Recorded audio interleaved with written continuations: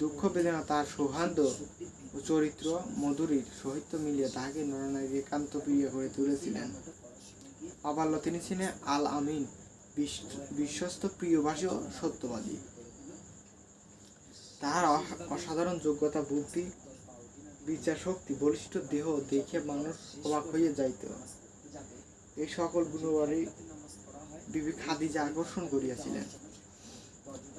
বস্তু হজরতের রূপবাল্য ছিলেন অপূর্ব ও অসাধারণ। মক্কা হইতে মদিনায় হিজরতের পথে